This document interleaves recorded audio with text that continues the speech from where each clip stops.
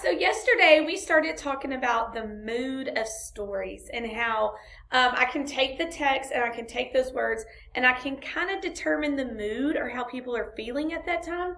So let's look at, yesterday we said that these words, the bleak, gray, and dusty, the stark barracks, a dull, coppery sky, all of those words let me know that this was a sad, depressed, kind of a lone and gloomy mood going on. But let's look at these words today. New grass. The sun bathes everything in a gentle warmth. A perfect day. What kind of mood do those words put us in? If I had to say, I would say the new grass gave them a hopeful mood. That was a mood of hope and feeling like something was coming of good.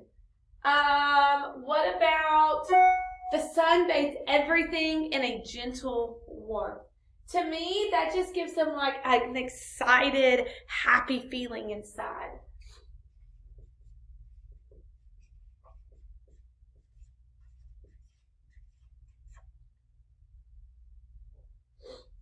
It was a perfect day. All in the beginning of that book, nothing was perfect for them. And so for them to say it was a perfect day, Zenny was happy and he was ready to play baseball. So I want us to take note of how in our book, Baltimore Baseball, the mood changed. The mood went from depressed and sad, and it kind of changed into a happy, hopeful mood. And so your books can do that too. Your books can change from one way to another way. And the way we know how that's changing is based on the text. What does that text make me feel? What is the mood of it when I'm reading those words?